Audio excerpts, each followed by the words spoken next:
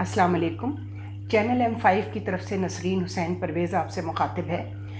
आज 3 माह हमारे चैनल को आए हुए हो गए हैं। 18 ज़िलहिज 14 अगस्त यौम आज़ादी पाकिस्तान के दिन मैंने ये चैनल शुरू किया था और अल्हम्दुलिल्लाह मेरे परवरदिगार का करम हुआ। मुझे उम्मीद तो नहीं थी कि ये जो मैं कब्रिस्तानों में अज़ान देने निकली हूँ ये अज़ान सुनी भी जाएगी, लेकिन ये अज़ान सुनी गई और लोगों ने इसको बहुत ज़्यादा मुझे कमेंट्स भी व्हाट्सएप पर तो आए, लेकिन शायद मेरा वो कमेंट सेक्शन बंद था, मुझे टेक्नोलॉजी की वजह से कुछ दिक्कत पेश आई। तो मैं आपसे एक गुजारिश करना चाहती हूँ, आप बेशक इसको सब्सक्राइब करें या ना करें, ये आपकी मर्ज़ी है। और अगर आप करेंगे सब्सक्राइब तो इससे इसके व्यूवर्स इसलिए बढ़ेंगे कि ये एक ऐसा काम हो रहा है जो लोगों तक पहुंचना चाहिए। दूसरी बात, इस पर अपने कमेंट्स या अपने जो ख़यालात हैं वो ज़रूर भेजें, एक जुमले में भेजें या 2-3 जुमलों में, और मुझे बताएं मैं कहाँ गलत हूँ। आप मेरी इस्लाह की कोशिश करें, शायद मैं उसको कुछ बेहतर कर सकूँ अपने कंटेंट को। और उसके साथ साथ आप अगर उसको पसंद करते हैं या आप समझते हैं आपके दिल पर एक बात लग रही है, तो मेरी हौसला अफजाई होगी अगर आप उसको बताएंगे कि जी हाँ, आपका आज का जो कंटेंट था, आपका जो आज का मौजू था वो हमें पसंद आया है, हमारे दिल को लगा है, तो मुझे लगेगा कि मेरी मेहनत वसूल हो गई। और वैसे तो इज़्ज़त ज़िल्लत देने वाला अल्लाह ताला है, व तो इज़्ज़ो मन तशाओ व तो ज़िल्लो मन तशाओ। अगर वो मेरी नीयत से वाकिफ़ है, जो कि है, वही जानता है नीयतों का हाल, तो मुझे पूरी उम्मीद है कि मेरा ये मैसेज आप तक पहुंच जाएगा और आप इस पर अपने कमेंट्स और अपनी सब्सक्रिप्शन ज़रूर भेजेंगे। खुदा हाफिज़। लाइब्रेरी लिटरेरी कमेटी को ये एजाज़ हासिल है कि उसने कराची जिमखाना में अपने मुस्लिम पाकिस्तानी कल्चर को इंट्रोड्यूस करवाया और यहाँ पे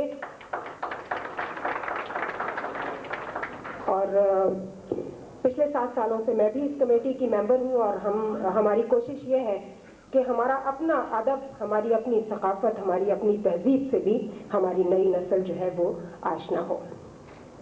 इस सिलसिले में यहाँ मुशायरे, अदब नशिस्तें और गज़लों का प्रोग्राम भी आप मुलाहिज़ा करते रहे हैं। कराची जिमखाना की लाइब्रेरी लिटरेरी कमेटी के कन्वीनर अजीज़ सादिक साहब, जो इस दफ़ा दूसरी मरतबा कमेटी के कन्वीनर मुंतखब हुए हैं इस साल, उससे पहले भी वो बहुत अच्छे प्रोग्राम कराते रहे। ये सब कुछ मैं इसलिए बता रही हूँ कि ये कमेटी की एक जो काविशें हैं, ये कमेटी का हक है कि उसकी काविशों को आप तक पहुँचाया जाए। मैं कराची जिमखाना की कन्वीनर लाइब्रेरी कमेटी के अजीज़ सादिक साहब से दरख्वास्त करूँगी कि वो कमेटी के बारे में तफसीलात से आपको बताएँ। जनाब इकबाल उमर साहब से मैं दरख्वास्त करूँगी, प्रेसिडेंट कराची जिमखाना, कि वो तशरीफ़ लाएँ और वोट ऑफ थैंक्स।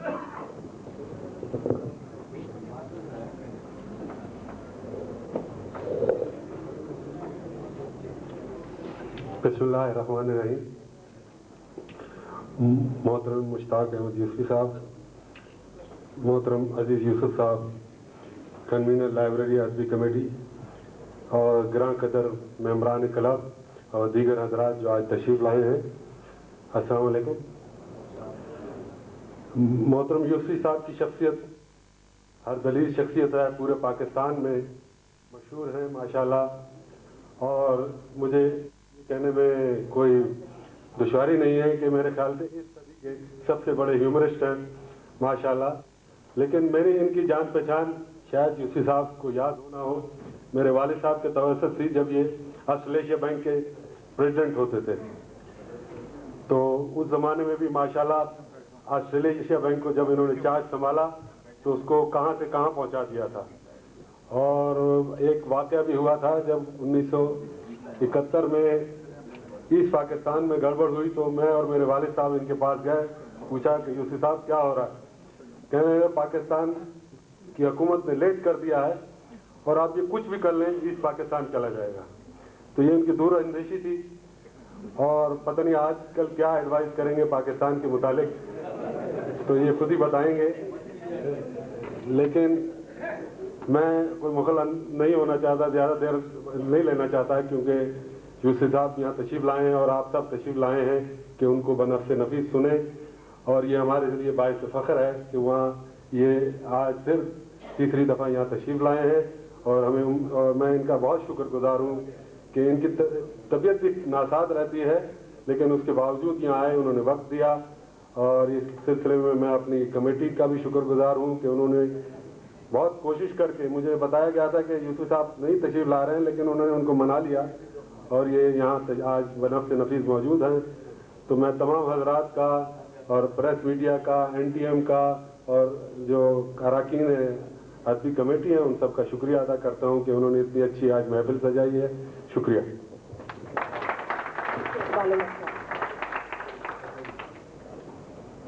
پچھلے 7 سالوں سے جتنے بھی ادبی پروگرام کراچی جمخانہ کی لائبریری لٹریری کمیٹی کرتی رہی ہے اس کو کنڈکٹ کرنا, اس کی میزبانی میرے حصے میں آئی ہے. تو آج میں بھی آپ سے زمرد جعفری صاحب کو مائک دینے سے پہلے, چونکہ وہ مشتاق یوسفی صاحب کا تعارف آپ کے سامنے پیش کریں گی, صرف 2 منٹ آپ کے لینا چاہوں گی چونکہ اب تو کچھ پتہ نہیں ہوتا کس گولی پہ باہر کس کا نام لکھا ہوا ہے اس شہر میں. اصل میں اردو ادب جو ہے وہ معاشرے کا عکاس ہی نہیں ہے بلکہ دنیا کا ہر ادب معاشرے کا عکاس ہوتا ہے. وہ معاشرے کے ساتھ چلتا ہے, اس کے جو رویے ہوتے ہیں معاشرے کے وہ ادب کو متاثر کرتے ہیں. اور جو طنز و مزاح ہے ادب میں وہ ایسے باشعور, دردمند اور حساس انسان کے ذہن کا رد عمل ہے جس کے چاروں طرف بد اعتدالیاں, ناہمواریاں اور کبھی کبھی بہت زیادہ ناانصافیاں, حق تلفیاں اور ظلم اس کو تختہ مشق بناتے ہیں. تب ایک حساس مزاح نگار اس کو خاموشی سے دیکھتا ضرور ہے لیکن اس کا قلم خاموش نہیں رہتا, وہ آپ کے احساس میں چٹکیاں دیتا ہے اور اتنی زور سے چٹکی لیتا ہے کہ آپ تڑپ کے رونے کے بجائے ہنس پڑتے ہیں. اردو ادب میں جو مزاح کا کے جو دور ہے ان کو ہم 4 ادوار میں تقسیم کر سکتے ہیں. پہلا دور سودا پر ختم ہوتا ہے, دوسرا دور کی جو شوخی اور ظرافت ہے وہ غدر کے بعد وہ دور شروع ہوتا ہے اور اس کی شوخی اور ظرافت کی جو دستار ہے وہ مرزا غالب کے ہی ہاتھ پر باندھنی پڑے گی اگر ان کی نثر سے, ان کے خطوط سے اور ان کی. تیسرا دور جس کو ہم اودھ پنج کے نقادوں کا دور کہتے ہیں, جو اودھ پنج کے ایڈیٹر سجاد حسین اور ان کے ہم عصر لوگوں کا دور کہلاتا ہے. اس دور میں اکبر الہ آبادی ہمیں بہت سامنے نظر آتے ہیں. اکبر الہ آبادی سے اسکول کے بچے ہی نہیں, کالج کے نوجوان ہی نہیں, آپ سب لوگ واقف ہیں. بے پردہ کل جو ہے نظر چند بیویاں, اکبر زمین میں غیرت قومی سے گڑ گیا, پوچھا جو میں نے آپ کا پردہ ہو کیا ہوا, کہنے لگی کہ عقل پہ مردوں کی پڑ گئی. کاش اکبر الہ آبادی اس وقت موجود ہوتے تو سب سے زیادہ مولانا فضل الرحمان سے متاثر ہوتے.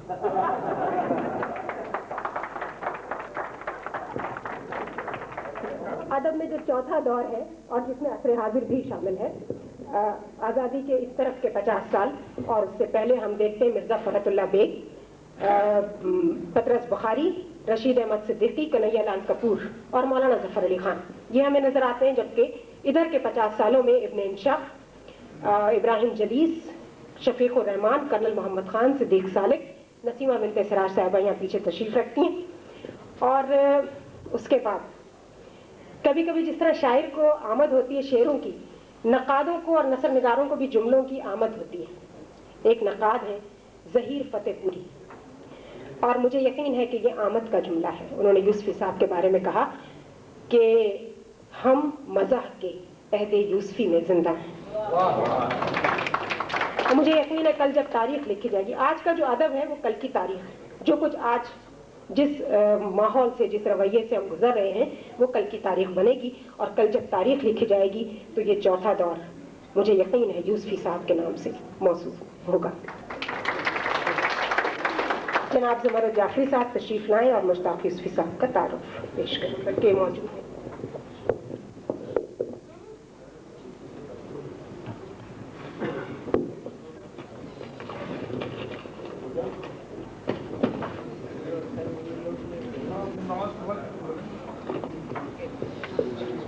بسم اللہ الرحمن الرحیم.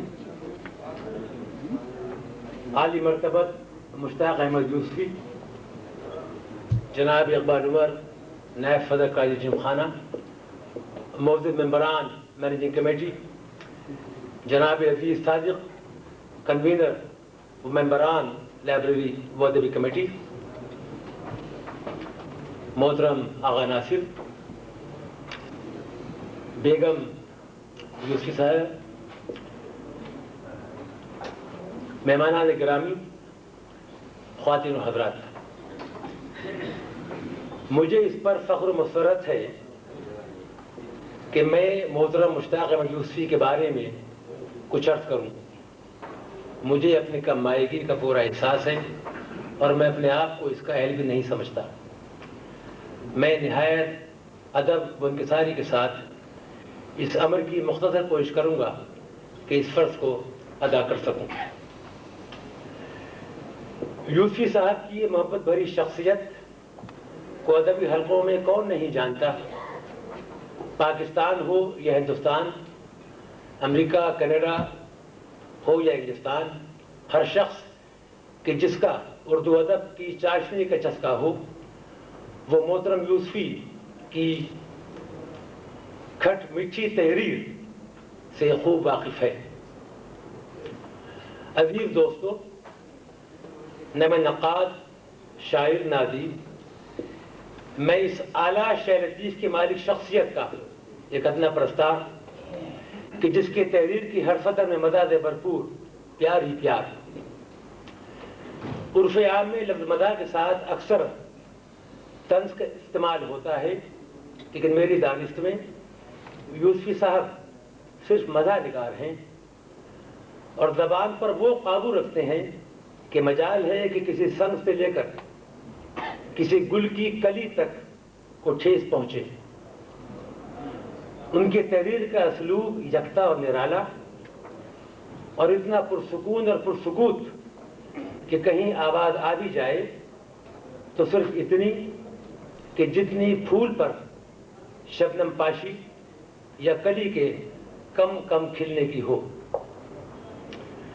मौसूफ एक मारूफ बैंकार रहे, यूनिवर्सिटी के इम्तहानों में अव्वल आए, लेकिन बकौल खुद स्कूल में हिसाब से कोई तबई मुनासिबत न थी और हिसाब में फेल होने को एक अरसे तक अपने मुसलमान होने की आसमानी दलील समझते रहे। उनके हमजाद मिर्ज़ा अब्दुल वदूद बेग किसी भी खूबसूरत औरत के शौहर को पसंद नहीं करते। चंद शहपारे आपके हंसाने के लिए कुछ यूं हैं। मैं तो इतना जानता हूं कि अपनी चाक दामनी पर जब और जहां हंसने को जी चाहा हंस दिया, और अगर आप को भी इस हंसी में शामिल कर लिया तो इसको अपनी खुशकिस्मती तसव्वुर करूंगा। मेरा ये दावा नहीं कि हंसने से सफ़ेद बाल काले हो जाते हैं। मज़ीद फरमाया, मैं रोज़ाना 15 फीट गन्ना खाता हूं कि इससे मैदा और दांत साफ रहते हैं। छुट्टी नहीं है मुंह से ये कॉफी लगी हुई।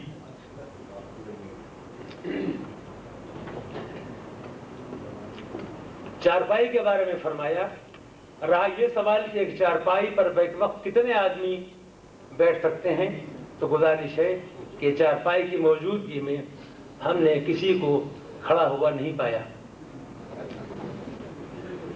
बर्र-ए-सग़ीर में चंद इलाके ऐसे भी हैं जहां अगर चारपाई को आसमान की तरफ पैदी करके खड़ा कर दिया जाए तो हमसाए ताज़ियत को आने लगते हैं। आपकी तहरीर का ज़ख़ीरा चिराग तेरे के अलावा खाक बदहन, ज़रगुज़श्त और आब गुमनामी तसानीफ में मौजूद है। हर तहरीर, हर लफ्ज़ का ढंग और रंग अपनी अपनी जगह खूब से खूब तर है। ख्वातीन व हज़रात, यही कुछ रंग आज की शाम जो आपकी खातिर मुश्ताक यूसुफी के नाम سجائی ہے ان کے شہکاروں سے ان کی زبانی خود ہی سنیے۔ میں اپنے رب کریم سے دعا گو ہوں کہ وہ ہمارے سب کے مشتاق یوسفی کو ہمیشہ ہمیشہ شاد و باد و خوش و خرم رکھے، اور یوسفی صاحب کے ہمزاد مرزا عبدالودود بے کی عمر و اقبال میں ترقی دے۔ یوسفی صاحب کی عنایات اور آپ سب کا بہت بہت شکریہ۔ تھینک یو زمر جعفری صاحب۔ یہاں ایک آرٹسٹ ہے سکندر صاحب، مشہور آرٹسٹ ہیں، انہوں نے اپنی پینٹنگز میں مشتاق یوسفی صاحب کے کارٹون کی شکل بنائی ہے، وہ پیش کرنا چاہتے ہیں، وہ تشریف لے آئے اسٹیج پہ۔ آپ اس کے بعد پھر شروع کریں۔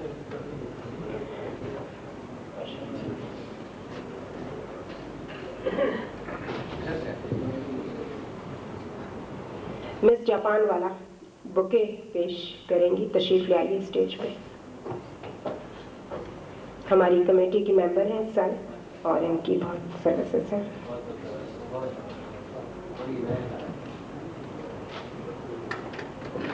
تشریف لائیے۔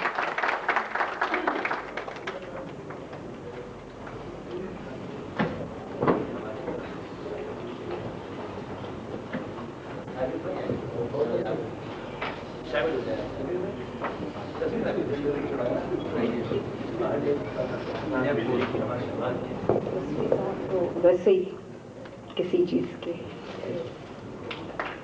شکریہ۔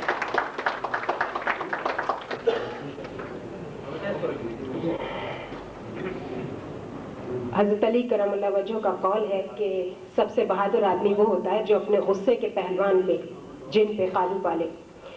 میں یہ کہوں گی کہ مزاح نگار سے زیادہ حساس اور بہادر آدمی میں نے نہیں دیکھا۔ سب سے زیادہ محسوس کرتا ہے، لیکن آپ کو ہنساتا ہے، آپ کو محسوس کرتا ہے۔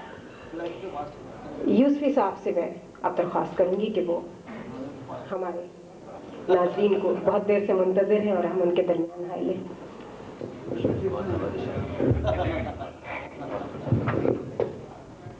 صدر گرامی قدر اور محترم و مکرم خواتین و حضرات، اب تک میرا یہ خیال تھا کہ میری شکل و صورت میں مزید بگاڑ کی کوئی صورت نہیں ہے، تو وہ کارٹون پیش کر کے اس کا دستاویزی ثبوت پیش کر دیا۔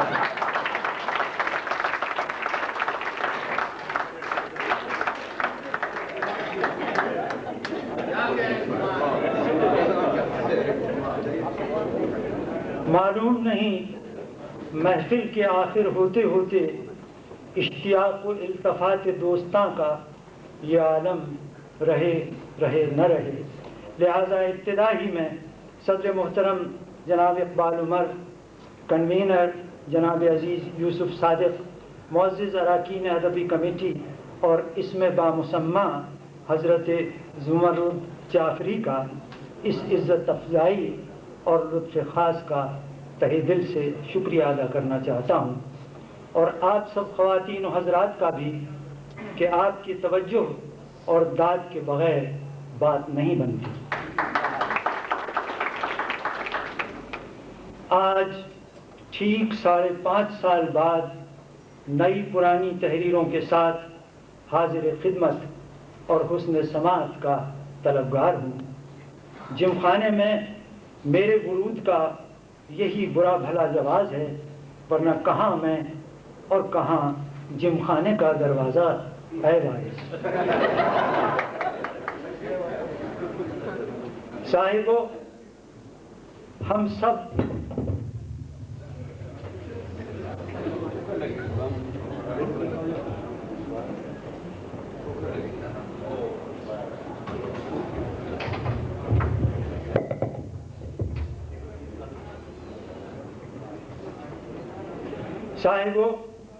سب غزل کے عہد میں جی رہے ہیں۔ غزل سے میری مراد غزل ہی ہے، محترمہ غزل جعفری نہیں۔ نسل نگار کی باری مشکل ہی سے آتی ہے، مجھ تک کب ان کی بزم میں آتا تھا دور جام. نثر کا سب سے بڑا ہینڈی کیپ یہ ہے کہ مطلب فوراً سمجھ میں آ جاتا ہے. لہذا ہمارے ہاں عشق کے اظہار، حکومت کی مخالفت اور غیر شرعی جذبات کی نکاسی کے لیے شعر کا سہارا لیا جاتا ہے.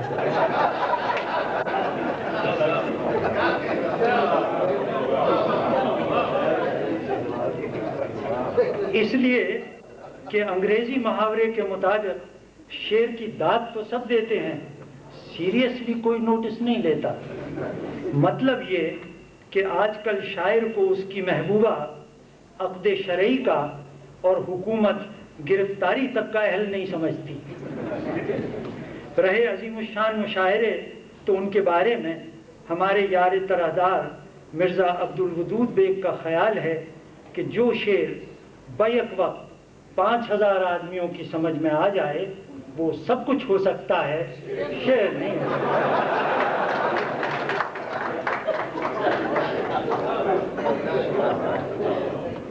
شعر اور مزاح میں ایک فرق یہ بھی ہے کہ ایک ہی غزل بار بار لطف و انبساط کے ساتھ سنی جا سکتی ہے، جبکہ کوئی نثر نگار دوبارہ ہوٹنگ کا متحمل نہیں ہو سکتا. ایک ہی لطیفے پر آپ 1000 بار صرف اس صورت میں بے تحاشا ہنس سکتے ہیں جب اسے آپ کا غبی باس بیان کر رہا ہو یا پھر آپ خود اپنا لطیفہ سنا رہے ہوں.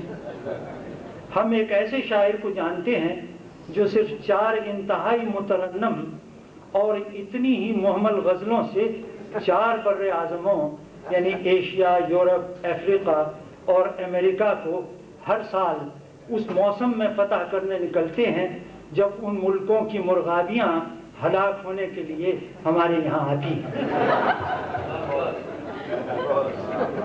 5ویں غزل انہوں نے اس لیے نہیں کہی کہ فتح کرنے کو اب کوئی بر اعظم باقی نہیں رہا.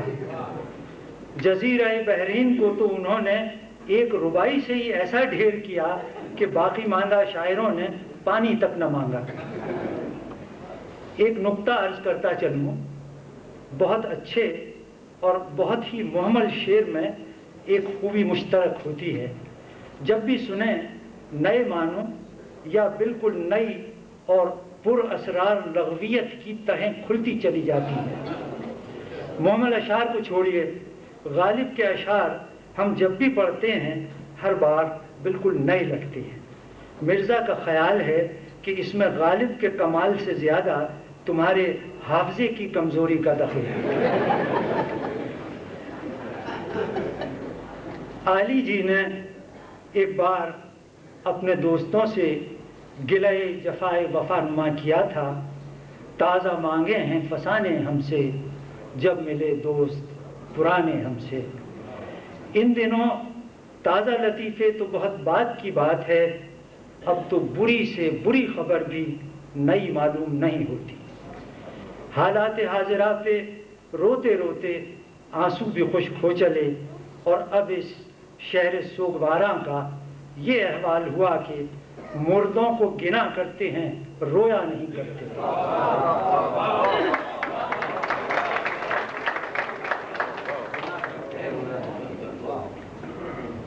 اس تمہید و پیشگی معذرت کے بعد میں جو اقتباسات جستہ جستہ سناؤں گا وہ ان مضامین سے لیے گئے ہیں جو مختلف ادبی تقریبوں میں وقتاً فوقتاً پڑھے گئے.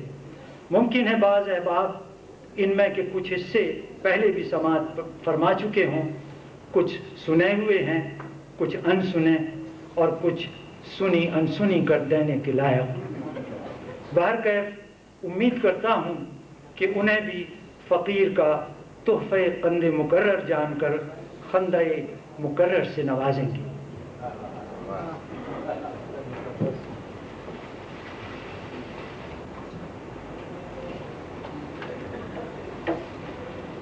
اب ایک اقتباس پیش خدمت ہے جس کا موضوع مصنف سے ملاقات کے نقصانات پر مشتمل ہے. حفیظ جالندھری کا ایک شعر ہمارے حسب حال و حلیہ ہے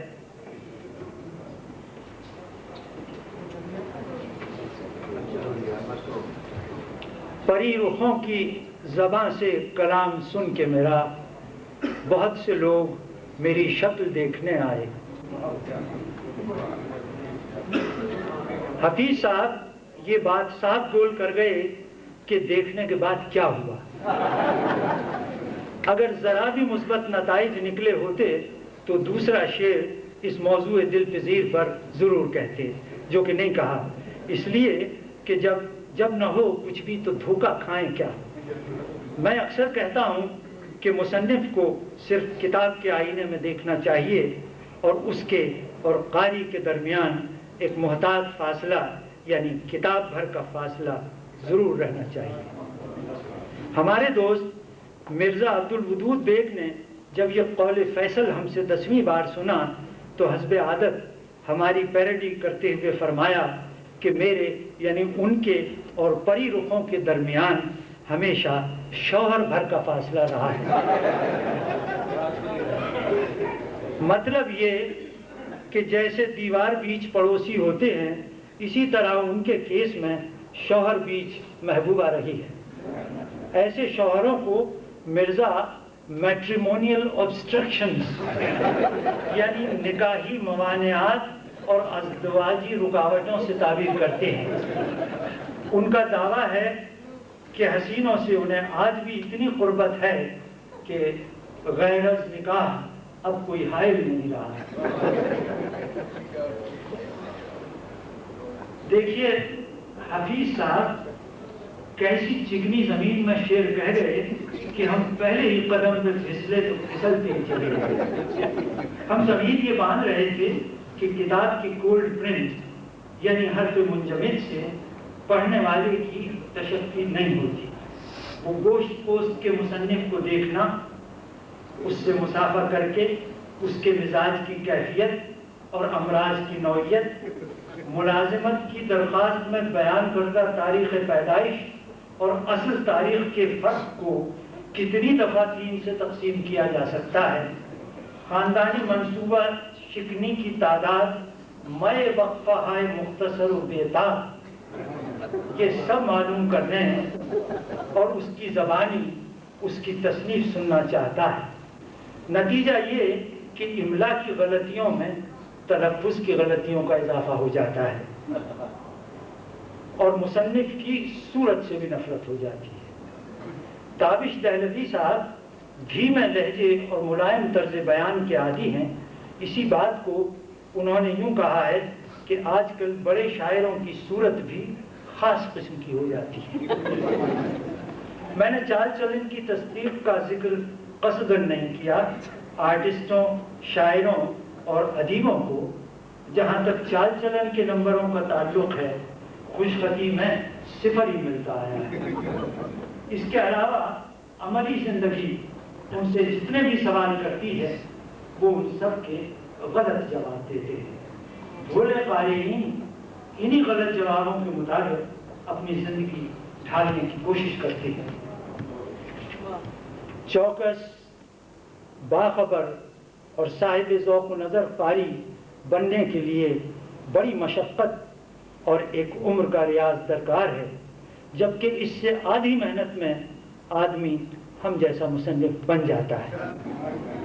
سوال یہ پیدا ہوتا ہے کہ جب دونوں میں ہی کھکیڑ اٹھانی پڑتی ہے تو پھر ہمیں سمجھداری سے کام لینا چاہیے، جیسا کہ اس شخص نے کیا جو ایک پہنچے ہوئے گروجی کے پاس ناریل، لڈو اور گرو دکشنا ہندی میں نظر کو کہتے ہیں، گرو دکشنا لے کر گیا اور ہاتھ جوڑ کے درخواست کی کہ مہاراج مجھے اپنا چیلا بنا لیجیے. گرو جی نے کہا بچہ چیلا بننا تو بڑا کٹھن کام ہے. اس پر اس نے کہا کہ تو پھر مجھے گرو ہی بنا لیجیے. عاجز نے اسی بنا پر مصنف بننے کو ترجیح دی.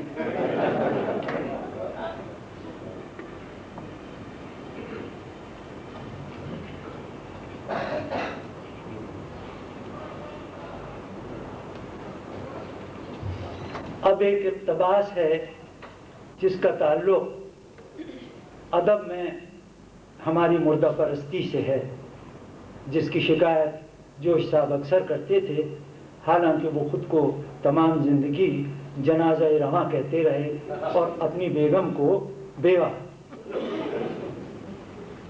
ہمارے ہاں کسی ادیب کو صرف اس وقت نوازا جاتا ہے جب وہ مرحوم ہو جائے۔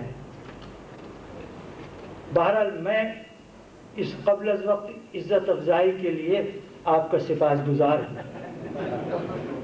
غالب جیسے پر اعتماد اور خدا آگاہ شاعر نے مفتی صدر الدین آزردہ کو مخاطب کرتے ہوئے بڑی دل گرفتگی کے ساتھ اپنا مشہور شعر پڑھا تھا، جس کا مطلب ہے کہ تم جو قدیم شاعروں کی مدح و ستائش میں محو رہتے ہو، تمہیں غالب کے کمال کا محض اس لیے انکار نہیں کرنا چاہیے کہ وہ بدقسمتی سے تمہارے عہد میں جی رہا ہے۔ تو اے کہ محو سخن گستران پیشینی مباش منکر غالب کہ در زمانہ دوست۔ ہمارے ہاں مرنے کے بعد لوگ بڑی سے بڑی خطائیں معاف کر دیتے ہیں، یہاں تک کہ زبان کی غلطیاں بھی۔ فرینچ فلسفی والٹیر کو ایک ہم عصر ادیب کی وفات پر تعزیتی بیان دینے کے لیے کہا گیا تو اس نے جواباً جو کچھ کہا وہ تعزیتی لٹریچر میں کلاسک کا درجہ رکھتا ہے۔ اس نے کہا، مرحوم ایک مخلص محب وطن، ایک عظیم مصنف، ایک وفادار دوست، ایک آئیڈیل باپ اور شوہر تھا، بشرطے کہ وہ مردود واقعی فوت ہو گیا۔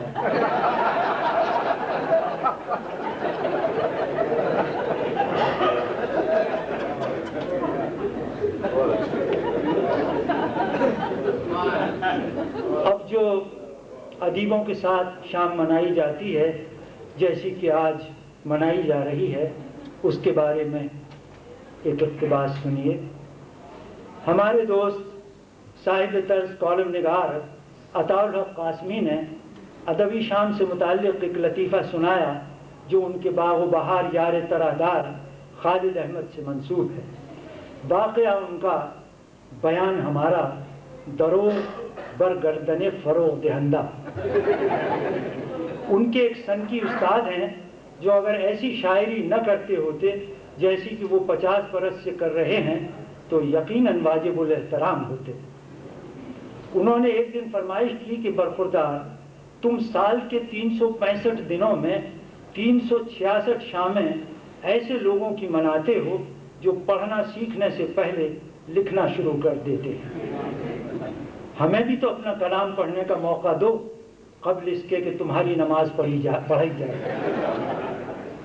چنانچہ شاگرد رشید نے ان کے 150-200 عزیز شاگردوں کو جو استاد ہی کی طرح تھے، یعنی ایسے کہ ان کی تمام کمال نالائقی بالکل الہامی معلوم ہوتی تھی، لاہور کے ایک مشہور ہال میں شام استاذ مکرم منانے کے لیے گھیر گھار کے جمع کیا۔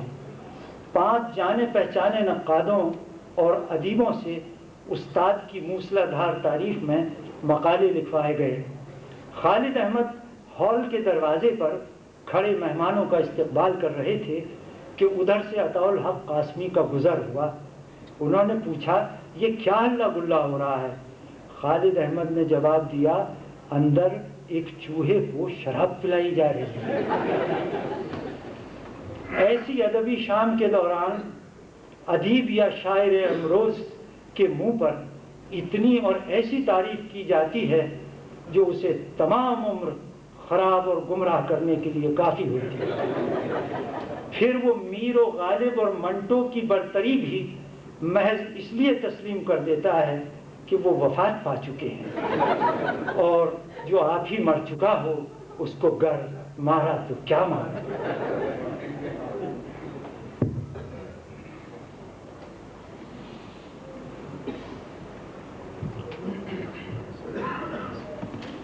یہ جو آپ بیجا وقفے دیکھ رہے ہیں ایک اقتباس سے دوسرے اقتباس کے درمیان، تو یہ ٹی وی والوں کی فرمائش پر ہے کہ کچھ وقفہ دے کے دوسرا شروع کیجیے گا۔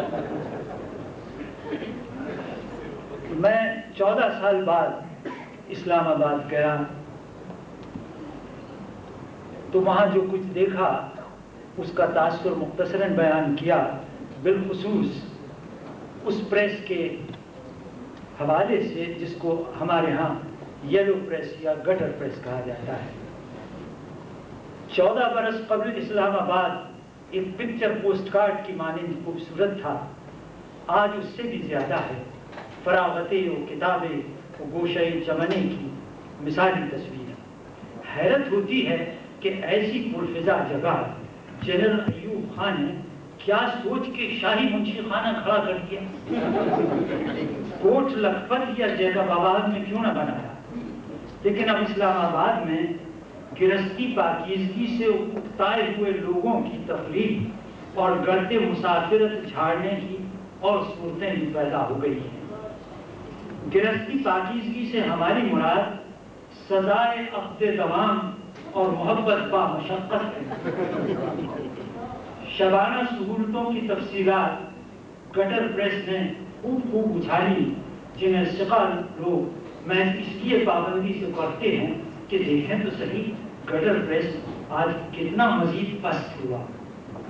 گٹر پریس ہم اس پریس کو کہتے ہیں جو ایسی گندی اور جھوٹی خبریں چھاپتا ہے جو بعد میں بالکل سچ نکلتی۔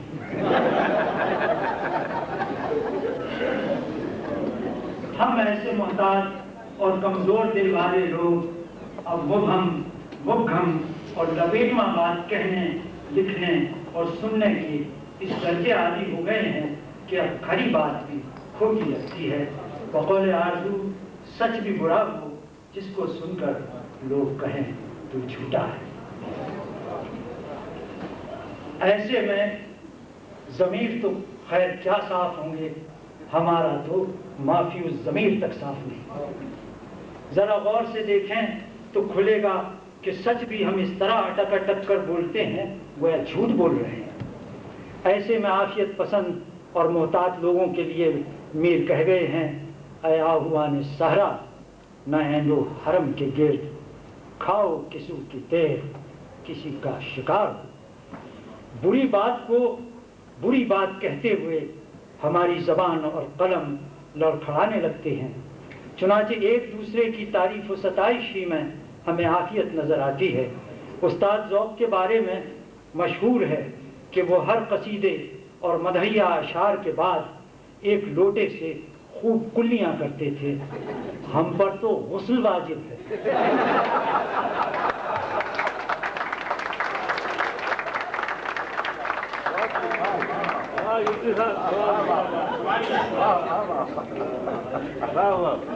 پریس کے باب میں خواہ وہ گٹر پریس ہو یا غیر گٹر پریس، ایک بات گوش گزار کرتا چلوں، ہم اور ہمارا پریس ماضی میں اتنی سخت زباں بندی اور قدغن کے عادی رہے ہیں کہ جب ذرا سی آزادی ملتی ہے تو رسمی قیود کو بار بار توڑ کر اور ایک دوسرے کے چٹکی لے کر ہم ٹیسٹ کرتے ہیں کہ کیا ہم واقعی آزاد ہیں۔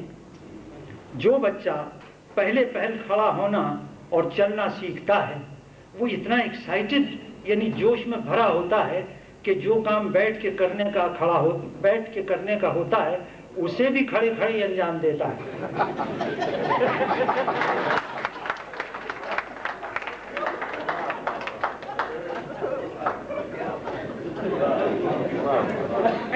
زبان کھلتے ہی کھل کر لکھنے کے شوق میں قلم اگر کھل کھیلنے پر اتر آئے تو یہ مقام حیرت کا نہیں، مایوسی امید افزا کا ہے۔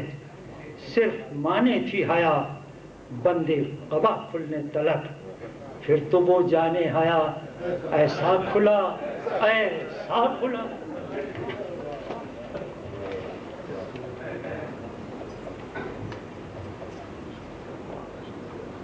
بہت سی تبدیلیاں نظر آئیں وہاں ہمیں، صرف ایک چیز میں کوئی تبدیلی نہ پائی۔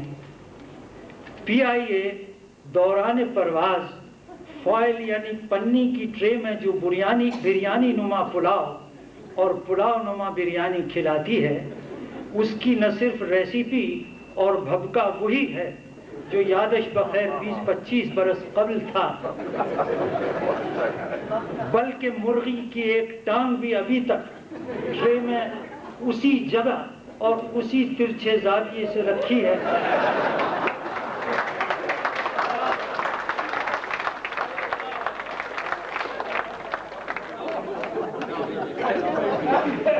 اسی جگہ اور اسی ترچھے زاویے سے رکھی ہے جہاں ایئر مارشل نور خان بدست خاص سے رکھ گئے۔ ایئر ہوسٹس کے دوپٹے پہ لٹکاؤ اور ٹکٹ کی قیمت کے سوا ہمیں کسی چیز میں کوئی تبدیلی نہیں آئی۔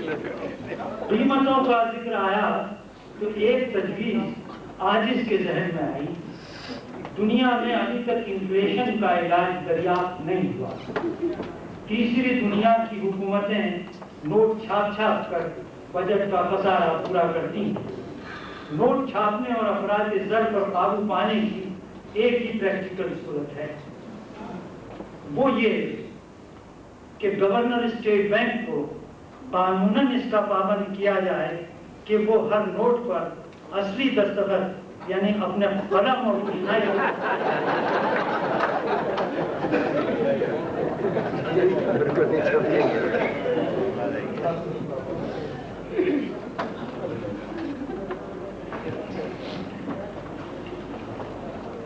کچھ عرصے پہلے میں نے پاکستان فزیشین سوسائٹی کے سالانہ ڈنر میں ایک کلیدی خطبہ دیا تھا، جس کے کچھ حصے پیش کرتا ہوں۔ میں نے بہت سوچا، دن بھر کے تھکے ہارے ڈاکٹروں سے کس موضوع پر بات کی جائے، کچھ سمجھ میں نہ آیا۔ میڈیکل سائنس سے میری واقفیت ان امراض تک محدود ہے جن میں میں مبتلا رہا ہوں، جو میرا دل دہلانے کے لیے بہت کافی ہے، میری آرزو سے کمتر، میری طاقت سے زیادہ۔ بحمد اللہ میں ہر قسم کی تکلیف اور درد میں مبتلا رہ چکا ہوں، سوائے زچگی کے۔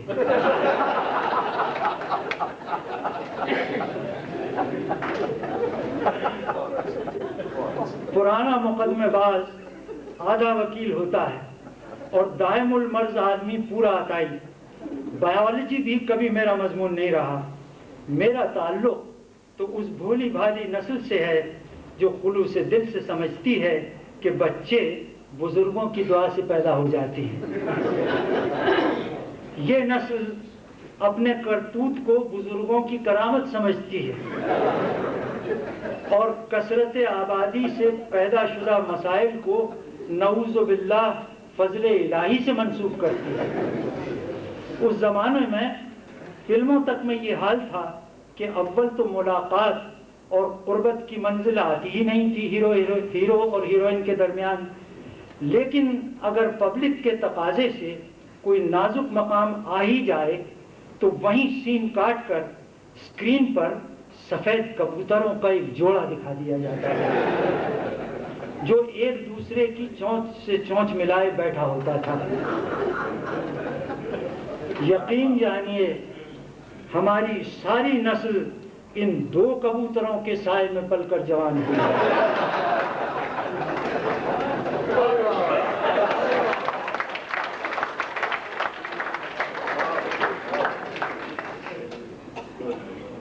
یہ مضمون میں نے اس زمانے میں لکھا تھا جب میں لندن میں تھا۔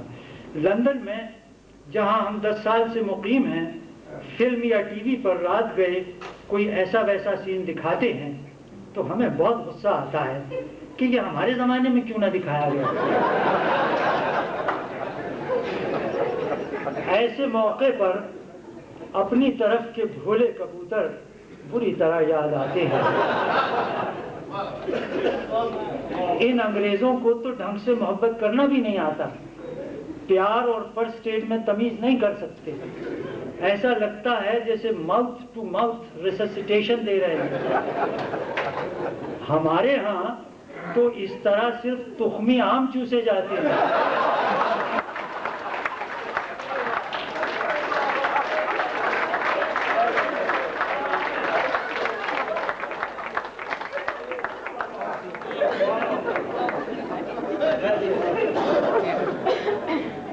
ہماری فلموں میں آج بھی اگر غلطی سے ہیرو کا کرتا بھی ہیروئن کی انگلی کو چھو جائے تو وہ گز بھر اونچی چھلانگ لگا کے چیختی ہے، جان کٹ گئی بے ایمانہ۔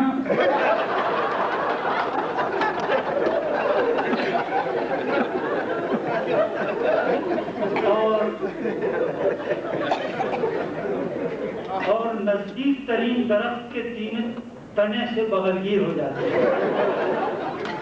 پھر ہیرو انگلی پکڑتے پکڑتے انگوٹھی پہنا دیتا ہے۔ پھر انگریزی محاورے کے مطابق they lived happily ever after۔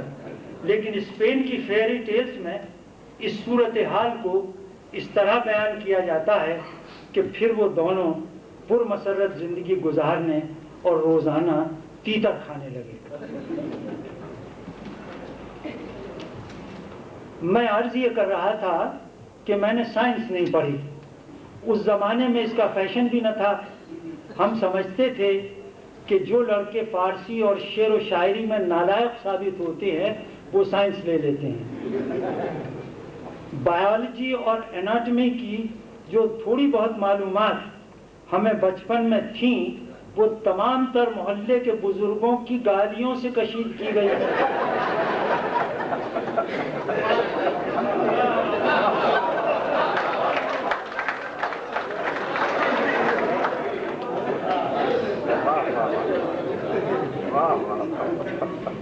گالیاں کیا تھیں، بس سلیس اردو میں گریس اناٹمی کا نقشہ سے کھینچ دیتے تھے۔ ان کے مقابلے میں انگریزی گالیاں دودھ پیتے بچوں کی غاؤں غاؤں معلوم ہوتی ہے۔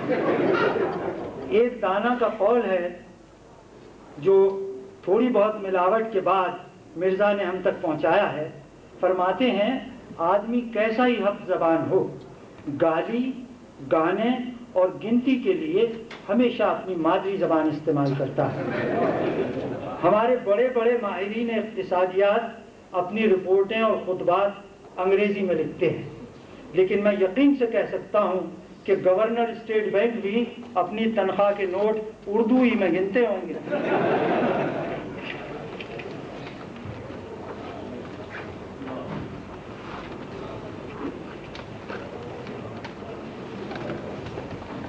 اب میں آپ کو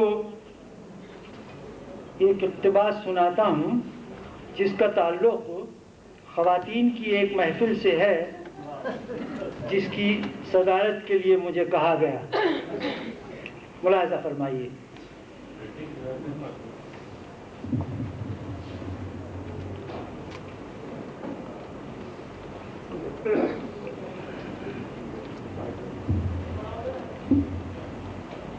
یہ 15 برس پہلے کی بات ہے، آتش اس وقت بھی جوان نہیں تھا۔ مجھے خواتین کی ایک شام افسانہ کی محفل کی صدارت کے لیے کہا گیا۔ میں نے مدعو کرنے والی خاتون سے اپنا وہی پیٹنٹ فقرہ دہرایا کہ بی بی میں تو گوشہ نشین بلکہ پردہ نشین آدمی ہوں۔ بولی اسی لیے تو آپ کو بلا رہے ہیں۔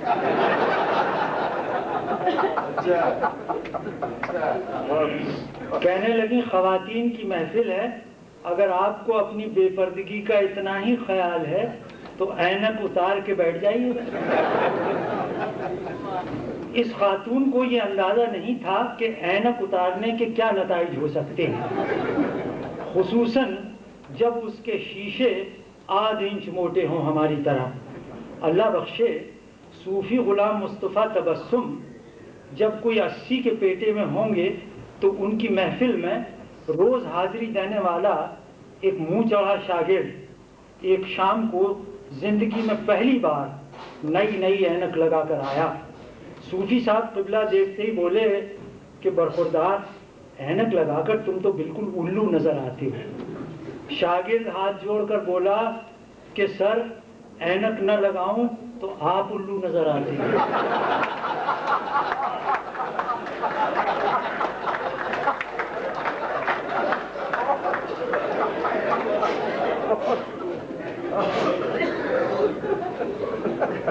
پہلی کہانی جو اس محفل میں ایک مرد افسانہ نگار نے سنائی कुछ इस तरह शुरू होती थी। ऊदी ऊदी घटाएं नीलगू आसमान पर छाई हुई थीं, झमाझम मेज बरस रहा था, हरी हरी डालियों में जर्द जर्द आम लटक रहे थे, जिन्हें सब्ज रंग के तोते सुर्ख चोंचों से कतर रहे थे।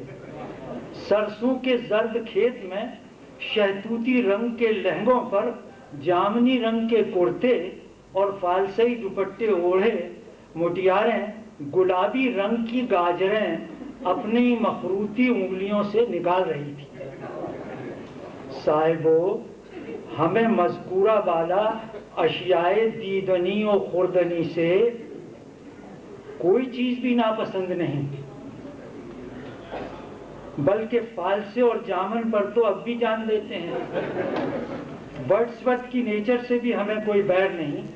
अव्वल तो इसलिए कि कमबख्त बला की खूबसूरत होती है, दोम इस जालिम से मफर नहीं, जहाँ देखो जहाँ जाओ मौजूद। लेकिन इसका ये मतलब तो नहीं कि महबूब के सरापा को हम महकमा जंगलात की तहवील में दे दें, या बकिया जिंदगी तोते की तरह अध कचरे अमरूद खा के गुजार दें। मौलाना वहीदुद्दीन सलीम के अपने वक्त के जय्यद आलिम और वज़े इस्तिलात के मुअस्सिस व बानी थे, ऐसे ही आलम कैफ में फरमा गए हैं, पीपल के हर दरख्त पे तोतों के हैं बरे, चोंचे हैं लाल लाल, बदन हैं हरे हरे, छोटे फलों को फेंकते हैं वो कतर कतर, मेसा बरस रहा है जमीन पर पटर पटर। इन अशार में हमें तो तोते ही तोते उड़ते नजर आते हैं, बल्कि लगता है कि शायर के हाथों के तोते भी उड़कर पीपल पे पहुंच गए हैं। हमें तोतों की परवाज पर कोई एतराज नहीं, मलाल इसका है कि उनके साथ रूहे शायरी भी परवाज कर गई। बस अल्फाज के तोता मैना पटर पटर बोलते रह गए।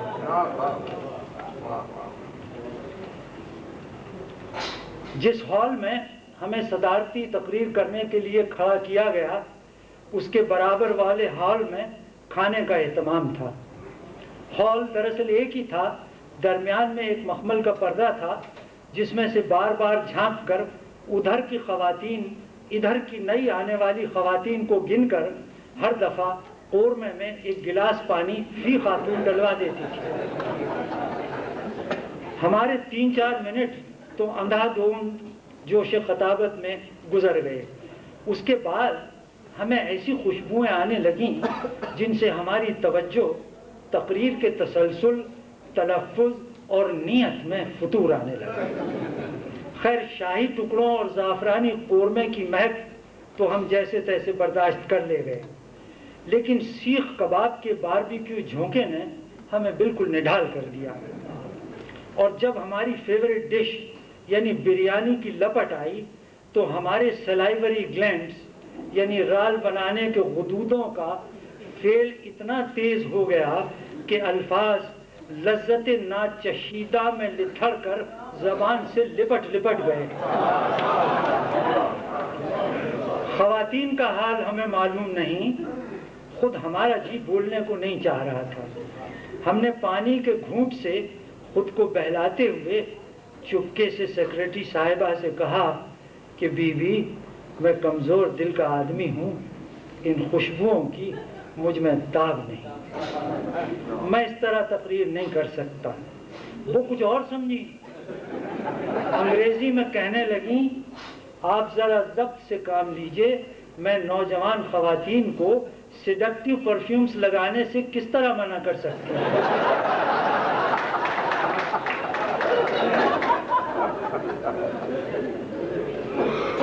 इश्तहा अंगेज खुशबुओं से हमारी हालत कुछ इसलिए भी गैर हुई कि जिन 4 मुख्तलिफ खानों के नाम अभी हमने लिए हैं, वो 4 मुख्तलिफ अमराज की वजह से हम पर हराम कर दिए गए। हमें किसी से कोई गिला नहीं, लेकिन साहब, हकीकत ये है कि दुनिया में जितनी भी लजीज चीज़ें हैं, उनमें से आधी तो कट्टर बुजुर्गों ने हराम कर रखी हैं, और تختیہ آدھی ڈاکٹر صاحبان. مرزا عبدالودود بیگ کہتے ہیں کہ تم جن نظروں سے اب مسلم مرغی کو دیکھتے ہو ویسی نظروں کے لیے تمہاری بیوی برسوں سے ترس رہی ہے.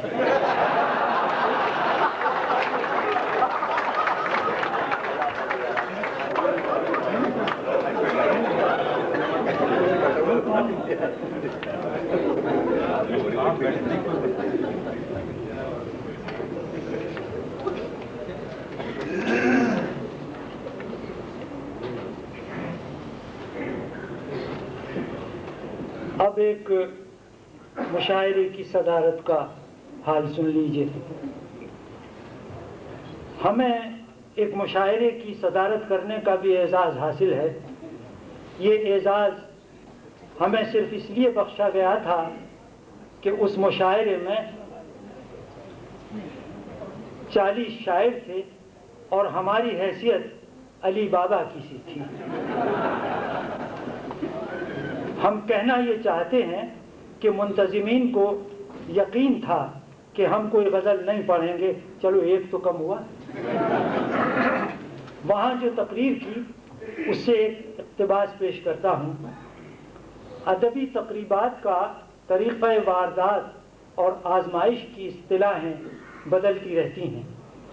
اگلے وقتوں میں جو مقطع شخص پہلے مبتدی شاعر سے لے کر آخری استاد تک ہر غزل کو مطلع تا مقطع ایسے مبہم سکوت سے سنتا تھا کہ گھاگ سے گھاگ سامعین یہ فیصلہ نہ کر پاتے تھے کہ اس سکوت کا باعث سخن شناسی ہے یا نیند کا غلبہ یا ذوف پیری.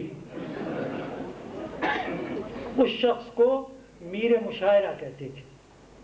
وہ بیچارہ منہ تک آئے ہوئے فقرے، ٹوائلٹ کا نزدیک ترین راستہ دریافت کرنے کا لبالب تقاضا، ڈھیٹ جماہی، منجمد انگڑائی اور اپنی تازہ غزل کو ضبط کیے دو زانوں بیٹھا رہتا تھا. میر محفل کی حیثیت سے وہ صبر و تحمل کے ساتھ ساری رات سو سنار کی سہتا رہتا تھا، فقط اس امید میں کہ آخر شب لوہار کی بھی یعنی اس کی اپنی باری آئے گی تو سے غزلہ غزل سے ساری کسر نکال دے گا. جہاں تک ہماری ناقص معلومات کا تعلق ہے، میر مشاعرہ ہمیشہ کوئی شاعر ہی ہوا کرتا تھا. خراب شعر کہنا بھی اس کے فرائض منصبی اور استحقاق صدارت میں داخل تھا. اس زمانے میں نثر کا استعمال صرف داد دینے اور ایک دوسرے کے کلام کی جوئیں نکالنے کے لیے جائز و رائج تھا. تحقیق سے نہیں کہہ سکتا کہ میر مشاعرہ و محفل آداب و کورنش بجاتا مسند عالی سے کب رخصت ہوا اور اس کی جگہ صدر نے کب کرسی سنبھالی. اس سے فرق بھی کیا پڑتا ہے؟ بقول میرا جی، جب آتے ہوئے روکا نہ تمہیں، پھر جاتے ہوئے کیا روکیں گے. اور اب تو یہ دیکھنے میں آیا ہے کہ صدارت کے لیے مجھ جیسے حضرات، میرا مطلب ہے مرد حضرات، کو ترجیح دی جاتی ہے جن کے بارے میں ہر طرح ٹھونک بجا کر اطمینان کر لیا جاتا ہے کہ انہوں نے زندگی بھر کبھی کوئی شعر نہیں کہا اور آئندہ بھی کہنے کا کوئی احتمال نہیں. ہمارے دوست پروفیسر قاضی عبدالقدوس MABT گولڈ میڈلسٹ غالب کے اشعار کا غلط مطلب سمجھ کر بھی اتنے محظوظ اور لطف اندوز ہوتے ہیں کہ صحیح سمجھنے والے بغلیں جھانکتے رہ جاتے ہیں.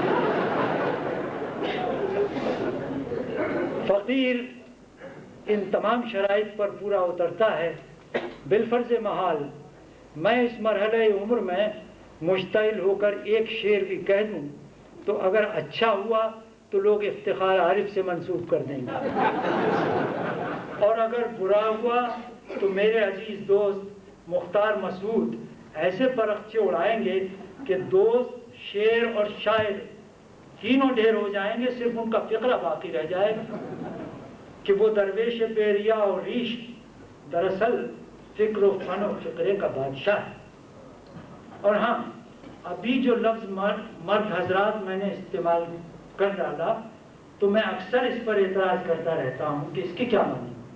اخباروں نے اس بھونڈی اصطلاح کو رائج کرنے میں بڑا حصہ لیا ہے. اگر مرد حضرات سے یہ تفریق کرنی مقصود ہے کہ بعض ایسے بھی ہو سکتے ہیں جو صرف حضرات ہی ہیں، تو میں کیا عرض کر سکتا ہوں، اخبار والے زیادہ باخبر ہوتے ہیں. اور اگر حضرت سے پہلے مرد کی بخت محض اس لیے لگانی ضروری ہے کہ بعض خواتین بھی حضرت ہوتی ہیں، تو میرا علم تو صرف ان کتابوں تک محدود ہے جن کی مدد سے میں آج تک زندگی کا کوئی مسئلہ حل نہ کر سکتا.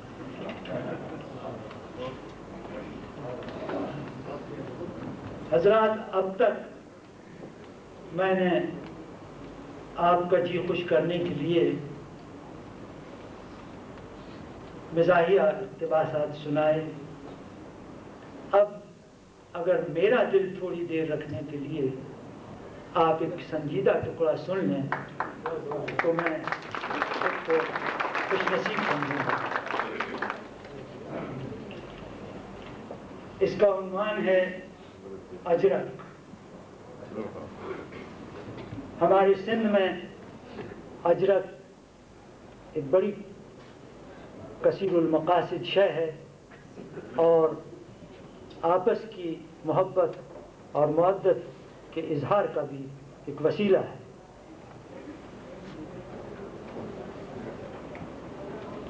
تو یہ حال میرے پرانے ساتھی کا ہے جن کا انتقال ہو چکا. بیعت کے بعد فاروقی صاحب نے اپنے شیخ کے ایما پر حضرت شاہ عبداللطیف بھٹائی کے عارفانہ کلام سے کسب فیض کی خاطر سندھی سیکھنی شروع کی. قلب گداز ہو چکا تھا، ویسے بھی صلح کل آدمی تھے. سندھی کی پہلی کتاب سبقن سبقن پڑھ کر بولے کہ صاحبو مجھے تو اردو اور سندھی میں کوئی فرق نظر نہ آیا. سندھی کے نقطوں کو الٹا لگا دیا جائے تو اردو بن جاتی ہے. گھر پر سیاہ کرتا اور ٹخنے سے اونچی شلوار پہننے لگے تھے. شانے پر شیخ کی بخشی ہوئی ایک چھوٹی سی سندھی اجرک جسے لمبا رومال یا انگوچھا بھی کہہ سکتے ہیں. اس سے زیادہ کثیر المقاصد شے ہم نے نہیں دیکھی. ہائیڈروجن بم اور قمری راکٹ بنانے والے ایسی کوئی چیز ایجاد کر کے دکھائیں تو ہم جانیں.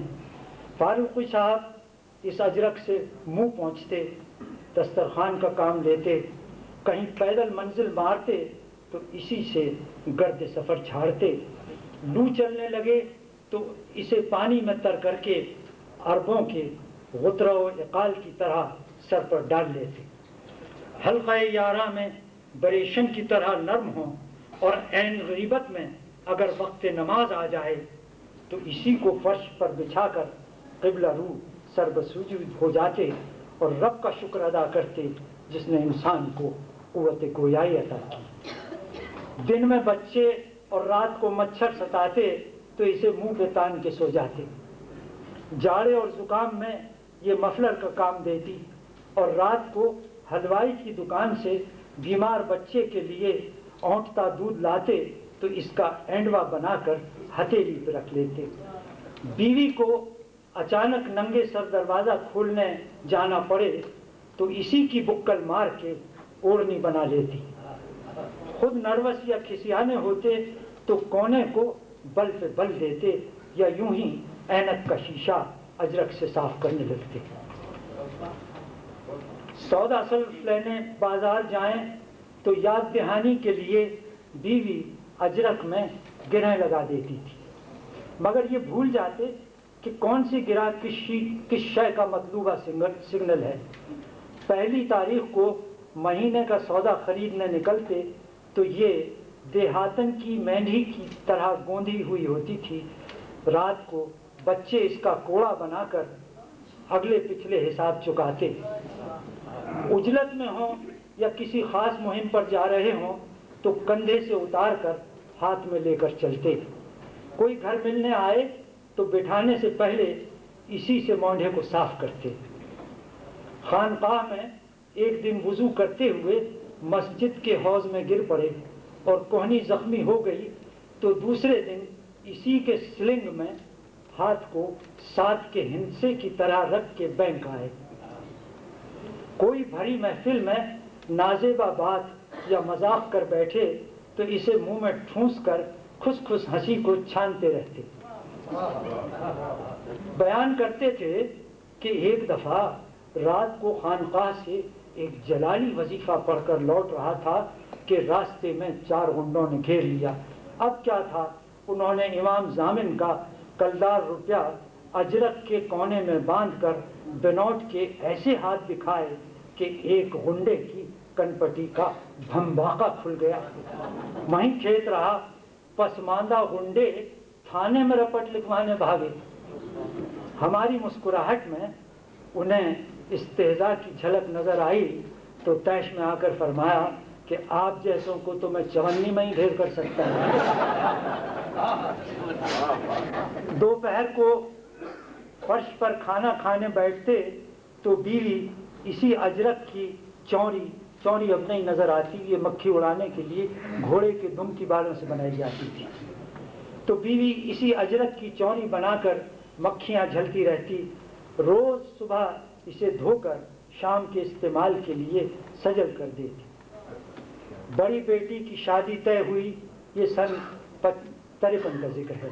بڑی بیٹی کی شادی طے ہوئی تو بینک سے 500 روپے قرض لیے اور ایک دن شام کو شاداں و فرحاں اپنی بیٹی کے جہیز کے سارے کپڑے اس میں باندھ کر دکھانے لائے۔ پھر وہ گھڑی بھی آئی جب سخی سہیلیوں نے ایسی رندھی ہوئی آواز میں لکھی بابل مورے کاہے کو بیاہی بدیس رے لکھی بابل مورے گایا کہ دولہا والوں کی آنکھیں بھی نم ہو گئی۔ جس باپ نے جہیز میں چاندی کا زیور، ململ کے دوپٹے اور ایلومینیم کے برتن دیے، اس کے سینے سے لگ کے بیٹی جس طرح پھوٹ کے روئی ہے، ہم نے کسی امیر کبیر کی بیٹی کو اس طرح تڑپ کر روتے نہیں دیکھا۔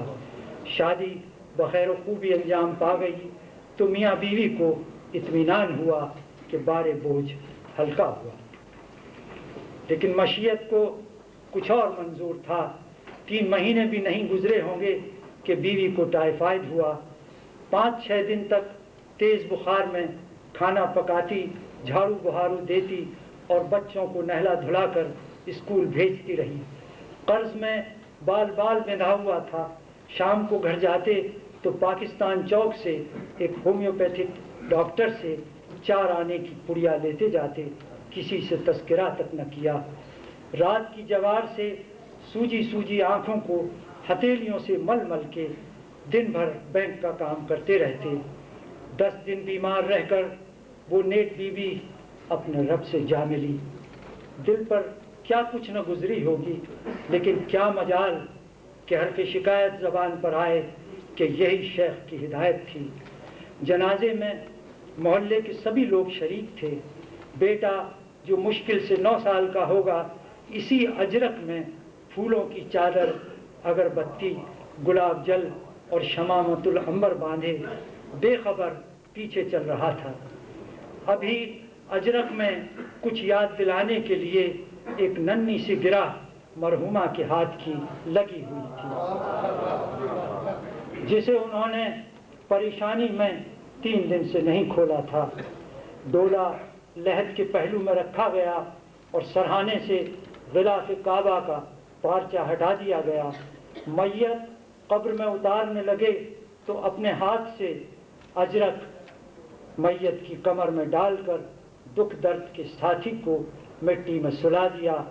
اسی اجرک سے گوشہ چشم پہنچا، کھیرے سے گرہ کھولی اور پھر اپنے شیخ کے اس تبرک کو کفن پر ڈال دیا۔ شکریہ۔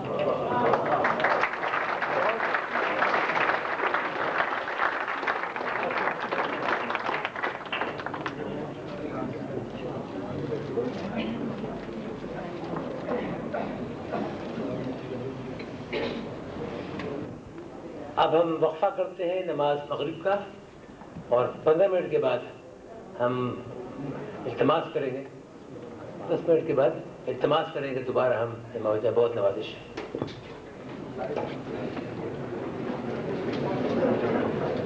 میری جب بھی ان پر نظر پڑی ان کو کہانی پکڑے دیکھا میں.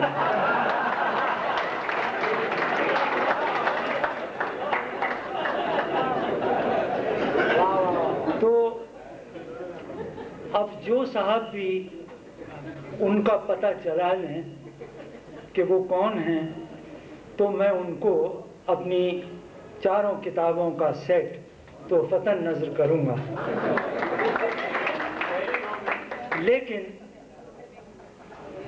لیکن اس کا نتیجہ یہ ہوگا کہ اس لمحے کے بعد سے آپ تقریر تو میری سنیں گے اور کان دیکھیں گے خواتین کے. تو یوں بھی ایسا ہے کہ جو کچھ پڑھ رہا ہوں اس کا 1/3 حصہ تو بیگم نے سینسر کر دیا تھا پہلے ہی. بقیہ 1/3 یہاں آغا ناصر صاحب بیٹھے ہیں ٹی وی کی طرف سے، وہ کر لیں گے. تو ناظرین کے پاس تو کل 1/3 حصہ ہی پہنچے گا جو ٹی وی کے ناظرین ہیں. لہذا جہاں کہیں کوئی سر کٹا فقرہ یا دم کٹا جملہ نظر آئے تو اس کا کریڈٹ آغا ناصر صاحب کو جانا چاہیے.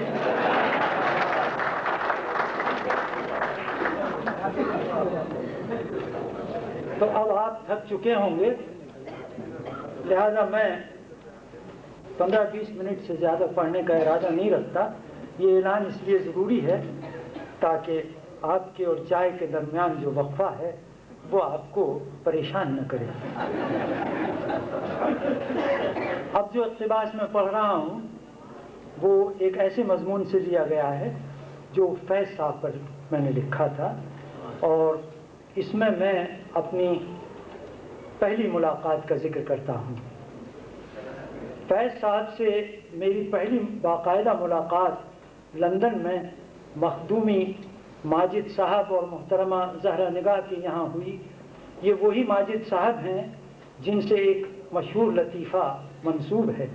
ایک دفعہ ان کے باس یعنی وزیر خزانہ کے دفتر کے سامنے کچھ دور پر لوگ عزت مآب کے خلاف ایوب خان کا چمچہ، ایوب خان کا چمچہ کے نعرے لگا رہے تھے.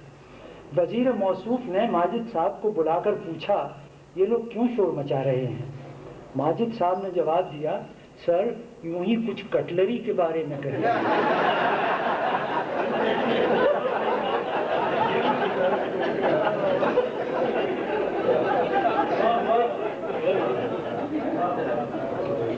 مجھے اچھی طرح یاد نہیں کہ ماجد صاحب نے فیض صاحب سے میرا تعارف کرایا یا نہیں.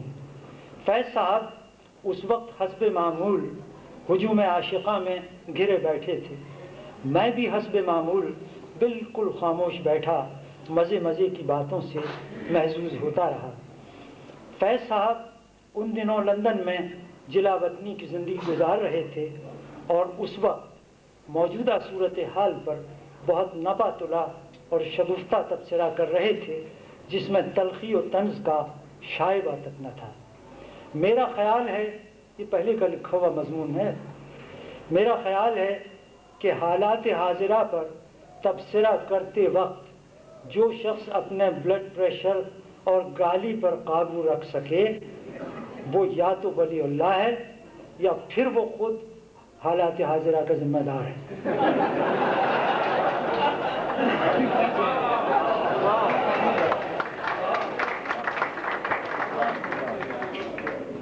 ایک صاحب جن کی آواز ایسی تھی جیسے کوئی پلاس سے لکڑی میں سے زنگ خوردہ کھیل کھینچ رہا ہو، وقفے وقفے سے اعلان فرما رہے تھے کہ صاحب پاکستان بڑے نازک دور سے گزر رہا ہے. میں یہ فقرہ سنتا ہوں تو اس سوچ میں پڑ جاتا ہوں کہ جب سے پاکستان مارز وجود میں آیا کوئی دن ایسا نہیں گزرا کہ کسی نہ کسی لیڈر نے یہ بشارت نہ دی ہو کہ پاکستان بڑے نازک دور سے گزر رہا ہے۔ ارے صاحب یہ کیسی نزاکت ہے کہ 45 سال سے بدستور چلی آ رہی ہے، یہ تو بڑی مضبوط ساخت کی نزاکت معلوم ہوتی ہے۔ دوسرے دن الصبح عزیز گرامی افتخار عارف کا فون آیا کہ فیض صاحب آپ کے یہاں آج کسی وقت آنا چاہتے ہیں۔ ہوا یہ کہ آپ کے جانے کے بعد انہوں نے مجھ سے پوچھا کہ وہ صاحب جو اپنی بیگم کے گریبان میں منہ ڈالے گمسم بیٹھے تھے وہ کون تھے؟ میں نے انہیں بتایا کہ یہ یوسفی صاحب کا نارمل پوز اور پڑوس ہے۔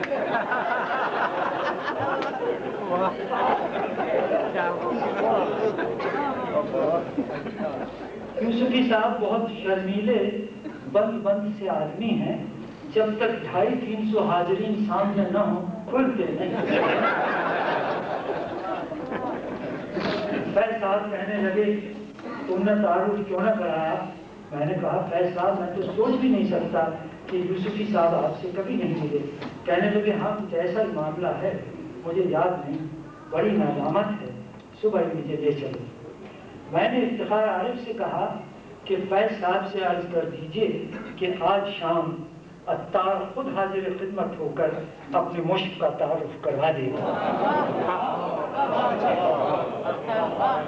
جائے واردات وہی مرجع خلائق ماجد علی اور زہرا نگاہ کا دولت کدہ، جہاں ماجد صاحب اردو کے بہترین محمل اشعار سے جو انہیں بکثرت یاد ہیں محفل کو گرماتے ہیں۔ فرماتے ہیں عمدہ محمل شعر کہنے کے لیے بڑی ذہانت اور تائید ایزدی درکار ہے، جو ایسے ویسے شاعر کا کام نہیں۔ اردو شاعری میں ایک خرابی یہ ہے کہ گھٹیا آدمی بڑے عمدہ شعر نکال سکتا ہے۔ اس کا سبب ردیف قافیے کی بیساکھیاں ہیں، پر غزل ہے بڑی ظالم صنف، اپنے چاہنے والوں کو کہیں کا نہیں رکھتی۔ غزل کھا گئی نوجوان کیسے کیسے۔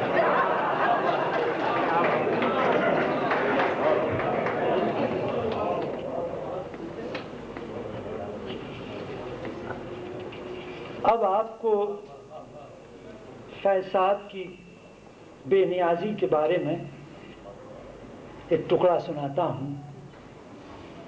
فرماتے ہیں اپنے بارے میں ہم جیتے جی مصروف رہے، کچھ عشق کیا کچھ کام کیا، کام عشق کے آڑے آتا رہا اور کام سے عشق الجھتا رہا، پھر آخر تنگ آ کر ہم نے دونوں کو ادھورا چھوڑ دیا۔ خیر شاعری کے بارے میں تو فیض صاحب نے غلط بیانی کی حد کو چھوتی ہوئی کسر نفسی سے کام لیا ہے۔ رہا ان کا عشق تو یہ بات ذہن میں رکھیے کہ ہمارے ہاں کاروبار عشق جس فراغت، محنت، مشقت اور خواری کا طالب ہے، فیض صاحب کی فطری کاہلی اس کی اجازت نہیں دیتی۔ اپنے ایک انٹرویو میں وہ خود کہتے ہیں کہ عاشقی کے لیے جتنی فراغت چاہیے اتنی مجھے نصیب نہیں ہوتی۔ بات یہ ہے کہ بعض مردوں کو عشق میں محض اس لیے صدمے اور ذلتیں اٹھانے پڑتی ہیں، یہ ہمارا قول ہے، بعض مردوں کو عشق میں محض اس لیے صدمے اور ذلتیں اٹھانی پڑتی ہیں کہ محبت اندھی ہوتی ہے کا مطلب وہ یہ سمجھ بیٹھے ہیں کہ عورت بھی اندھی ہوتی ہے۔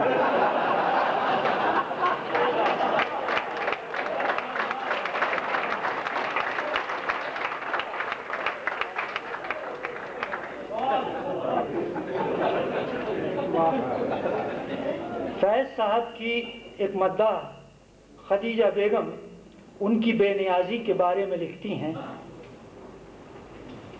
کوٹ، میں بہت مزے کے کھانے ان کے لیے بڑے چاو چاہت سے پکاتی تھی، مگر ہر بار دیکھا کہ جو چیز بہت نزدیک ہوتی بس وہی کھاتے رہتے۔ دال قریب ہے تو وہ کھا رہے ہیں، مچھلی دور ہے تو وہ طلب نہیں کر رہے، کبھی کوئی فرق ہی محسوس نہیں کیا کہ بینگن کا بھرتا نوش جان کر رہے ہیں کہ بھیجا، شاہی ٹکڑے لے لیے ہیں کہ بگھارے آلو، انکوٹ۔ بات یہ ہے کہ شاعر جب زندگی میں ہی لیجنڈ بن جاتا ہے تو یار لوگ اس کے بارے میں طرح طرح کے قصے گھڑ لیتے ہیں، مثلا یہی کہ فلاں شاعر یا ادیب حسین چہروں میں دلچسپی رکھتا ہے۔ ہم نے لندن میں 6-7 سال فیض صاحب اور ان کے روز و شب کو کافی قریب سے دیکھا ہے، ہمیں تو وہ بے نیاز سے لگے۔ ہم نے تو پارٹیوں میں یہی دیکھا کہ اگر کوئی شاہی ٹکڑا خود چل کر ان کے پہلو تک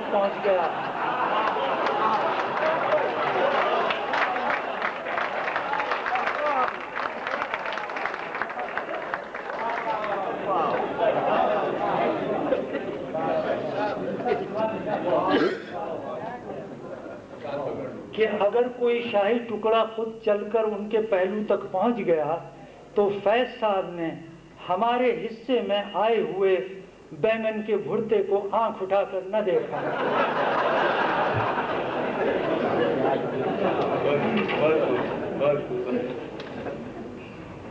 فیض صاحب کی طبیعت میں صبر و تحمل، قوت برداشت اور بردباری کوٹ کوٹ کر بھری تھی، بلکہ بلحاظ مقدار ایسا لگتا ہے کہ کوٹ کوٹ کر نہیں سالم بھر دی گئی تھی۔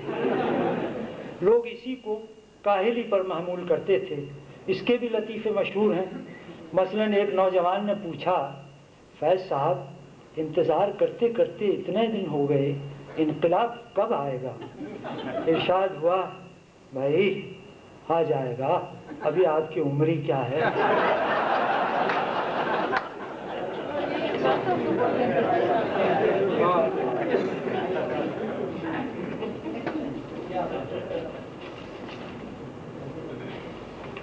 کچھ صفحے ہیں بیگم نے منع کر دیا ہے کہ یہ نہ پڑھنا۔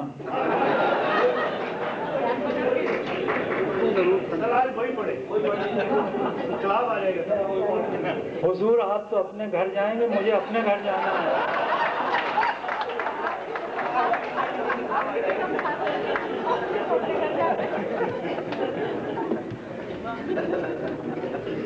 ایک چھوٹا سا اقتباس فیض صاحب سے متعلق سن لیجئے۔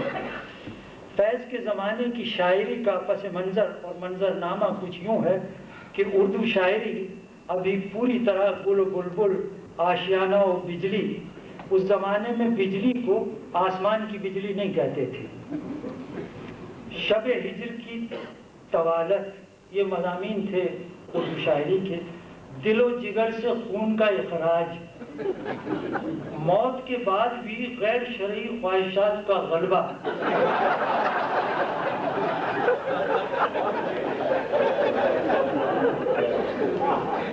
مزار پر صفائی، مرمت اور روشنی کا ناکافی انتظام، قبر کے اندر مرحوم کی شان میں فرشتوں کی بڑھتی ہوئی گستاخیاں وغیرہ۔ ایسے موضوعات سے شاعری ابھی پوری طرح پیچھا نہیں چھوڑا پائی تھی۔ عاشق کو فراق میں زیادہ مزہ آتا تھا۔ ہجر سے شاد، وصل سے ناشاد، کیا طبیعت جگر نے پائی ہے۔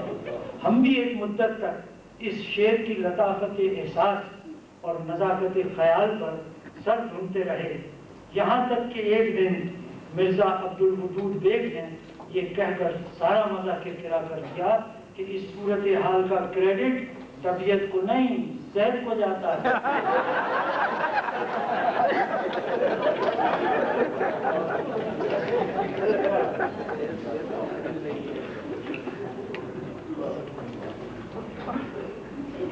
اپنی صحت سے متعلق ایک ٹکڑا ہے۔ صحت تو دراصل بہانہ ہے، ایک کھونٹی ہے جس پہ بہت سی چیزیں ٹانک دی جاتی ہیں۔ فقیر کی یہ ناقابل رشک صحت کوئی نئی بات نہیں۔ حضرت حفیظ جالندری کی شاعری کی طرح یہ نصف صدی کا قصہ ہے، 2-4 برس کی بات نہیں۔ الحمدللہ جوانی میں بھی ہمارا حال اور حلیہ کبھی ایسا نہیں رہا کہ کسی خاتون کے ایمان میں خلل واقع ہے۔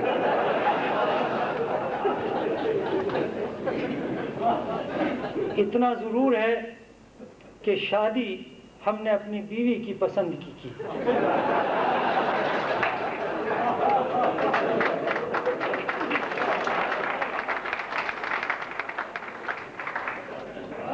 مگر اس زمانے میں ان کی نظر -6 تھی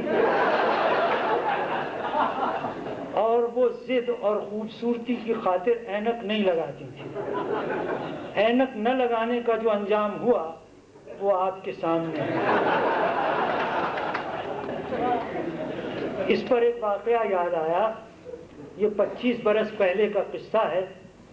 جب عمر 34-35 کی تھی تو یہ عالم تھا کہ اگر کوئی کہہ دیتا کہ آپ تو 32-33 کے لگتے ہیں تو ہم خوشی سے پھولے نہیں سماتے تھے، اور اب یہ حال ہے کہ جب تک کوئی 20-25 سال کی ڈنڈی نہ مارے خوشی نہیں ہوتی۔ بہرحال یہ اسی زمانے کا ذکر ہے۔ ایک دن میں کچھ دل گرفتہ سا، کچھ سوچ میں گم اپنے دفتر میں بیٹھا تھا کہ میرے ایک دیرینہ دوست اور رفیق کار عالم حسین صاحب آ نکلے۔ وہ بہت خاموش، منکسر مزاج، کم گو اور غیر جذباتی آدمی ہیں۔ عید پر بھی نئے کپڑے نہیں پہنتے۔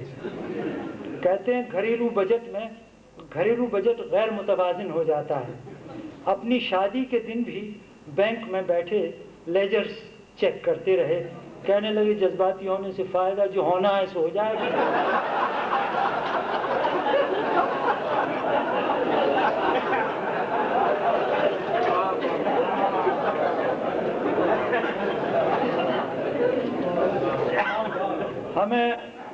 ہمیں فکر مند و مغموم دیکھ کر انہوں نے پوچھا، آج آپ کچھ زیادہ ہی اداس نظر آتے ہیں۔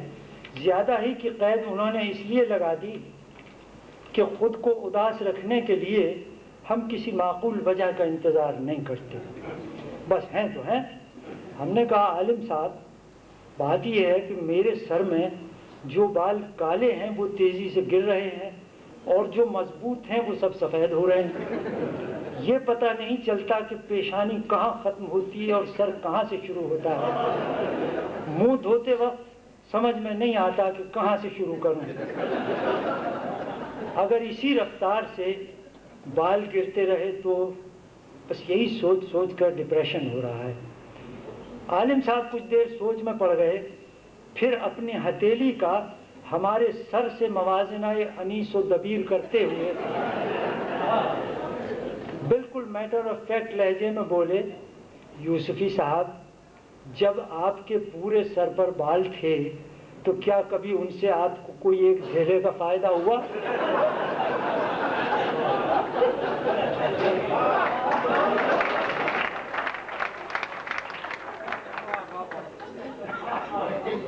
صاحب وہ دن ہے اور آج کا دن ہم نے اپنے آپ سے صلح کر لی اور جا کے نہ آنے والی چیز کا غم کرنا چھوڑ دیا۔ ایک چینی کہاوت ہے کہ زندگی میں اداسیاں تمہارے سر پر منڈلاتی رہیں گی مگر ان کو اپنے بالوں میں گھونسلہ نہ بنانے دو۔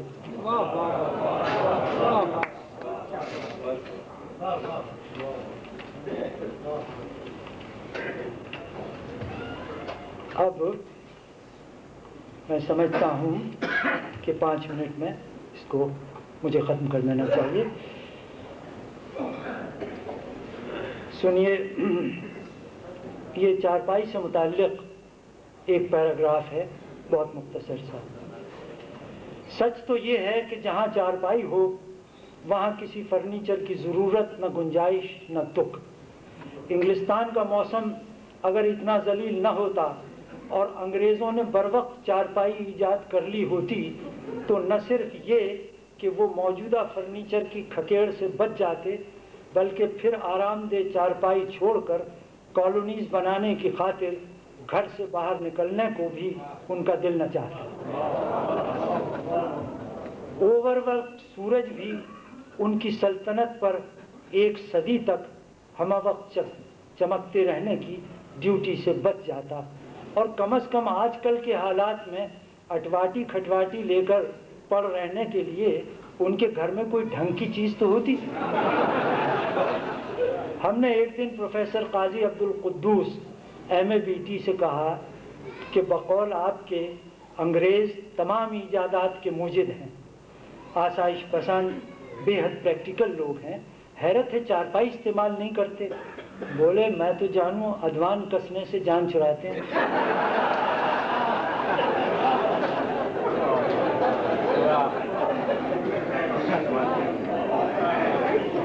راقم الحروف کے خیال میں ایک بنیادی فرق ضرور ذہن میں رکھنا چاہیے، وہ یہ کہ یورپین فرنیچر صرف بیٹھنے کے لیے ہوتا ہے، جبکہ ہم کسی ایسی چیز پر بیٹھتے ہی نہیں جس پہ لیٹ نہ سکیں.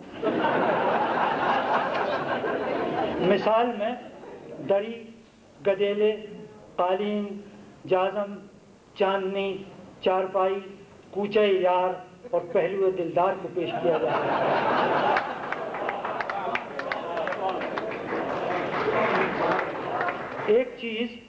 ایک چیز ہمارے ہاں البتہ ایسی تھی جسے صرف بیٹھنے کے لیے استعمال کیا جاتا تھا، اسے حکمرانوں کا تخت کہتے تھے. لیکن جب خلق خدا کے راج کرنے کی باری آ جاتی تو اس خوشگوار تبدیلی کو تختہ الٹنا کہتے تھے. اب ایک آخری حصہ آپ کو سنانا ہے، اس کا انتخاب ذرا مشکل ہوتا ہے.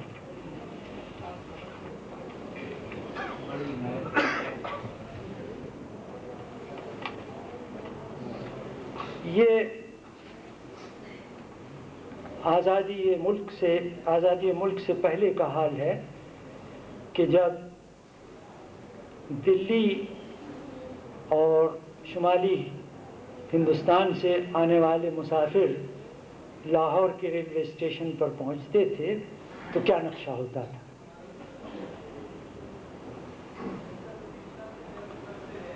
قیام پاکستان سے پہلے جن پڑھنے والوں نے دلی یا لاہور کے ریلوے اسٹیشن کا نقشہ دیکھا ہے وہ چھینا جھپٹی کا بخوبی اندازہ کر سکتے ہیں.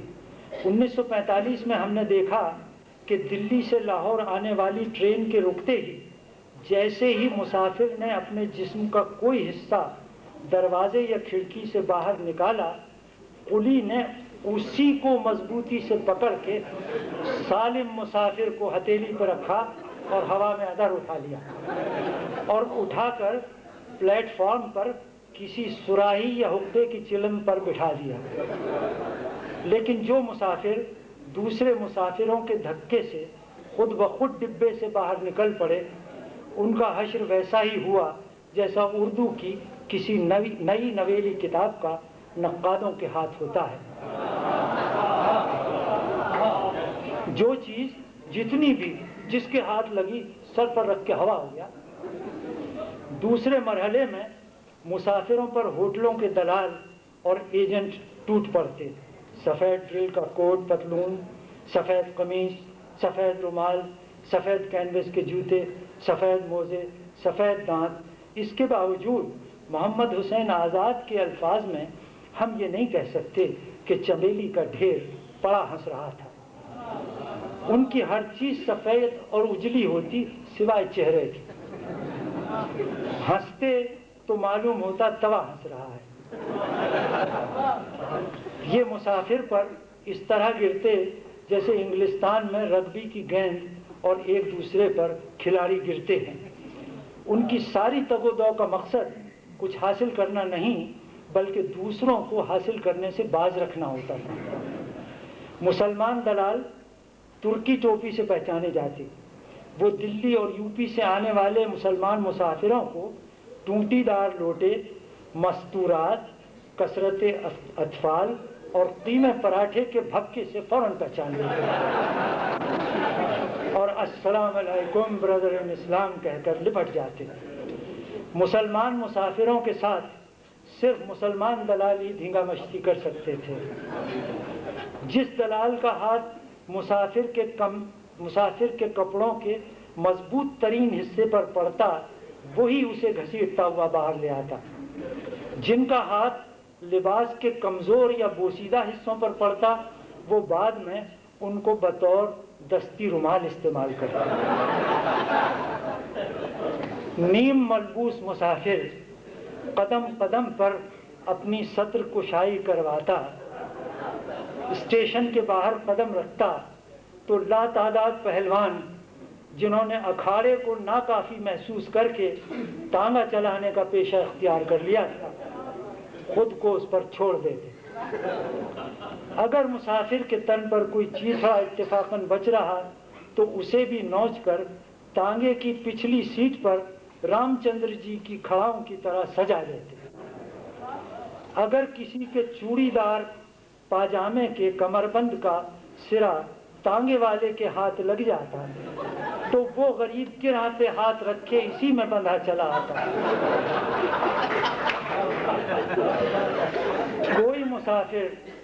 کوئی مسافر کا دامن آگے سے کھینچتا، کوئی پیچھے سے زلیخائی کرتا.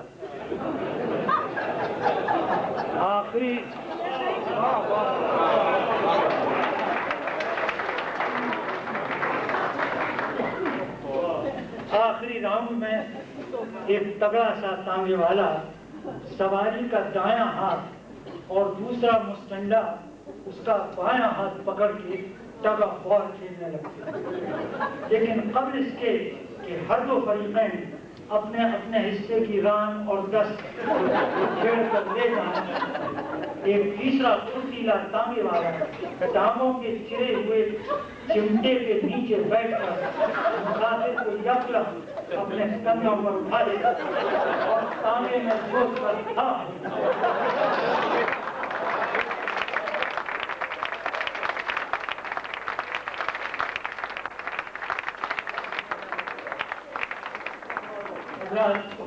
آپ کا بہت ممنون ہوں.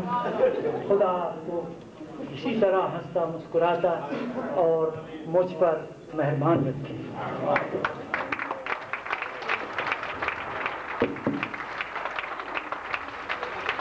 خواتین و حضرات، ہم سب محترم مشتاق یوسفی کے تہ دل سے مشکور ہیں. مجھے اجازت دیجیے کہ میں قاضی جم خانہ کی ادبی و لائبریری کمیٹی کی جانب سے صدر قاضی جم خانہ محترم اکبر عبداللہ، نائب صدر اقبال عمر، کنوینر عزیز صادق اور آپ سب کی طرف سے بہت زیادہ ہم سب ان کے مشکور ہیں. اور میں دوبارہ یہ دعا کرتا ہوں کہ رب العزت ہمارے یوسف صاحب کو ہمیشہ شاد و باد و خوش و خرم رکھے. نوازش.